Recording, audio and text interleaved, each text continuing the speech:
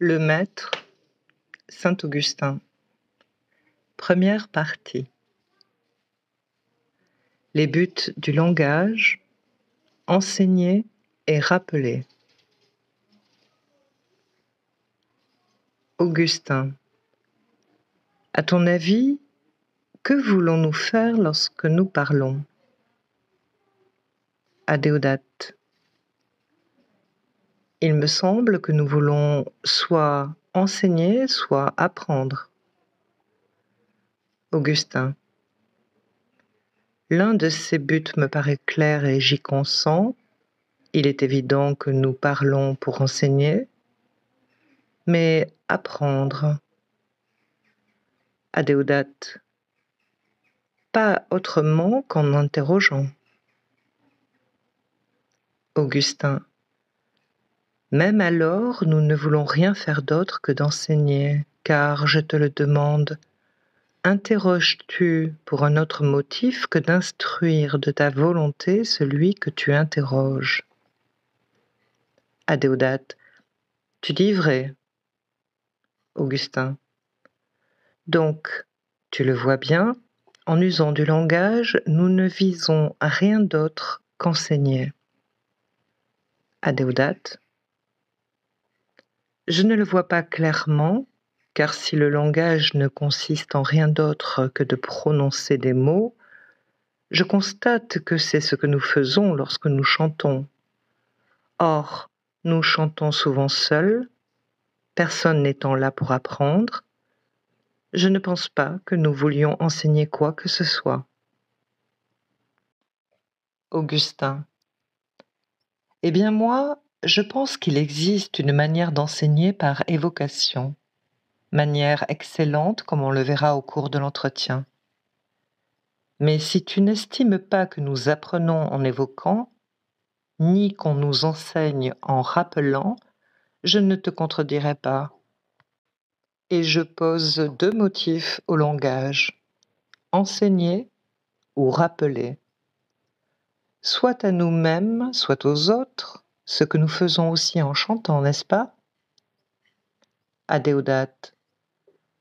Pas tout à fait, car il est bien rare que je chante pour me rappeler. Je le fais seulement par plaisir. Augustin. Je te comprends, mais ne remarques-tu pas que ce qui te plaît dans le chant, c'est une certaine mélodie, et comme on peut lui adjoindre ou non des paroles, parler et chanter restent deux choses différentes, car on peut chanter aussi à la flûte ou à la cithare.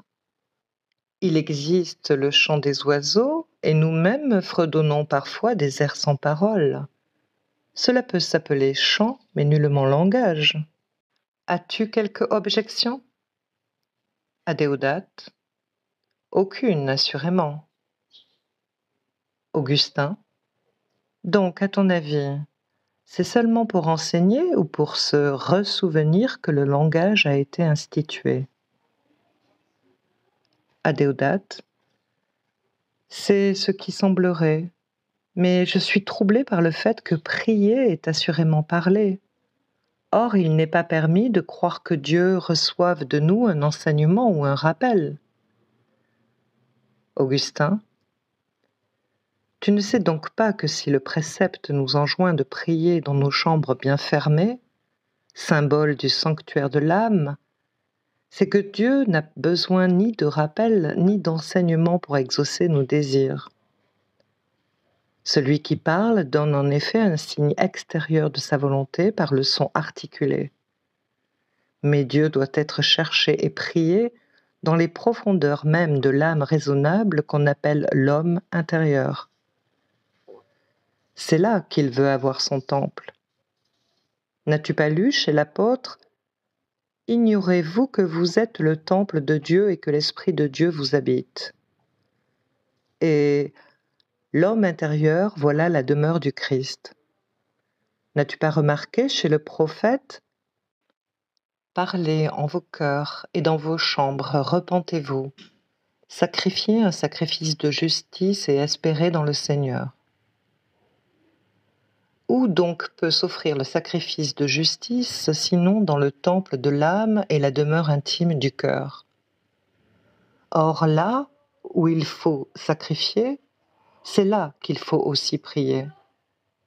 C'est pourquoi notre prière n'a pas besoin du langage, c'est-à-dire des mots proférés, à moins que, comme dans le cas de prêtres, elle signifie une pensée destinée à être entendue, non de Dieu, mais des hommes, afin que ces derniers, grâce à ce rappel, restent tendus vers lui.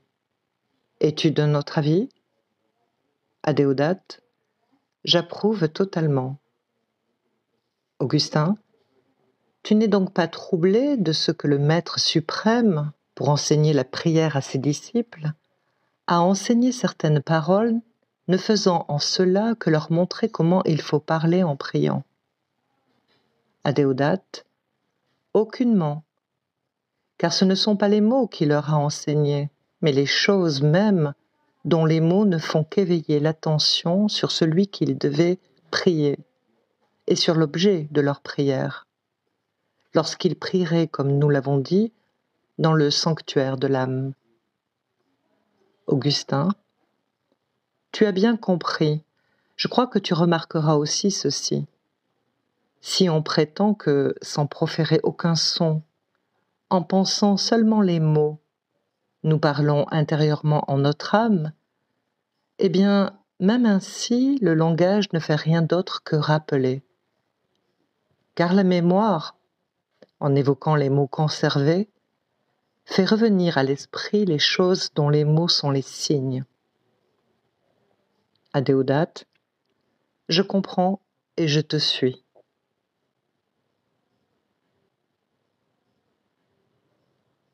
Tout mot est-il un signe, et de quoi?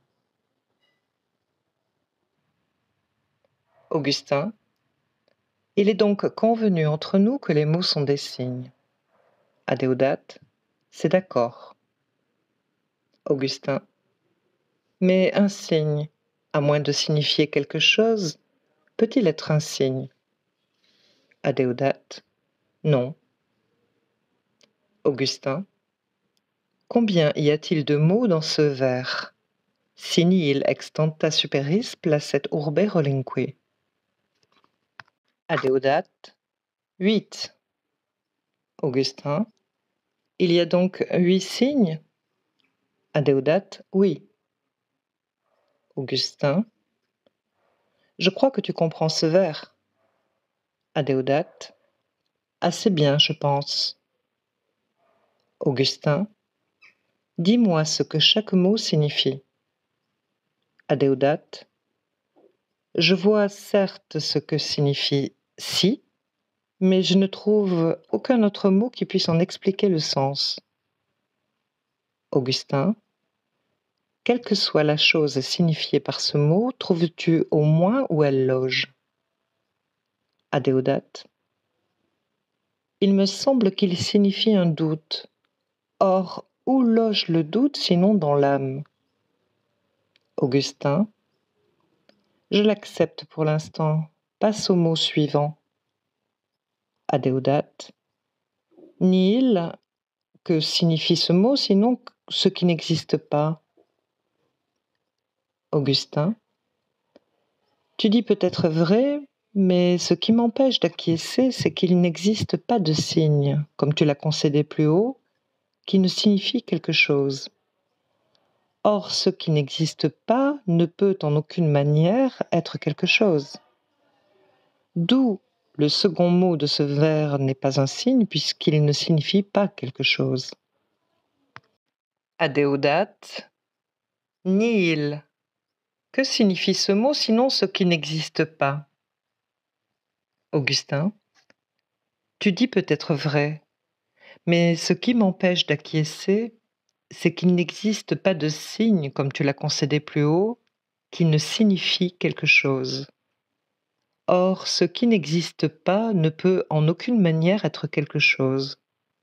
D'où le second mot de ce vers n'est pas un signe, puisqu'il ne signifie pas quelque chose. À moins que ce soit à tort que nous ayons convenu que tout mot est un signe, et que tout signe signifie quelque chose. Adéodate, tu me presses trop, vraiment. Mais quand nous n'avons rien à signifier, c'est pure folie que de prononcer un mot. Or toi qui parles maintenant avec moi, tu ne profères, je crois, aucun son en vain. Au contraire, par tous ceux qui sortent de ta bouche, tu me donnes un signe pour me faire comprendre quelque chose. C'est pourquoi tu ne dois pas, en parlant, prononcer ces syllabes, si par elles, tu ne signifies rien.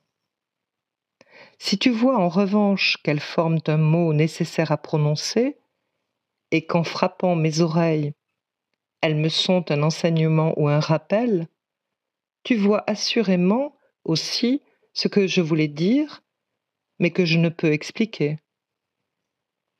Augustin, que faisons-nous donc? N'y a-t-il pas une sorte d'affection de l'âme quand, ne voyant pas une chose, elle trouve ou croit avoir trouvé qu'elle n'existe pas? Adéodate, c'est peut-être cela que j'essayais d'expliquer. Augustin, quoi qu'il en soit, passons, de peur qu'il ne nous arrive une chose bien absurde. Adéodate, quoi donc? Augustin, si, retenus par rien, nous ne subissions quelque retard. Adéodate, quel ridicule en effet! Et pourtant, je ne sais comment, je vois que cela peut arriver. Bien plus, c'est effectivement arrivé. Augustin, cette sorte de paradoxe, si Dieu permet, nous le comprendrons mieux en son lieu. Pour l'instant, reporte-toi au vers proposé et tâche, si tu le peux, de montrer ce que signifient les autres mots. Adéodate, le troisième est la proposition ex, au lieu de laquelle je pense que nous pouvons dire de. Augustin, je ne te demande pas de remplacer un mot très connu par un autre également très connu et qui signifie la même chose, si du moins ils ont la même signification. Certes, si le poète avait dit non pas ex tanta urbe, mais de tanta, et si je t'avais demandé ce que signifie de, tu m'aurais répondu ex, étant donné que ce sont là deux mots, c'est-à-dire deux signes, qui, selon toi, désignent un seul et même objet. Pour moi, c'est cet objet même, ce je ne sais quoi d'unique signifié par ces deux mots que je recherche. Adéodate, ce mot me semble signifier une sorte de séparation par rapport au lieu d'origine d'une chose dont on dit qu'elle vient de là. Soit que ce lieu n'existe plus, les Troyens pouvaient cependant en venir, soit qu'il existe encore, comme quand nous parlons des marchands venus de Rome en Afrique. Augustin, admettons qu'il en soit ainsi, pour éviter d'énumérer les cas bien nombreux qui échappent à la règle que tu viens de découvrir. Du moins, il t'est facile de remarquer que tu as expliqué des mots par des mots, c'est-à-dire des signes par des signes, et des signes très connus par d'autres, également très connus. Or moi, je voudrais que tu me montres ce de quoi exactement les mots sont des signes.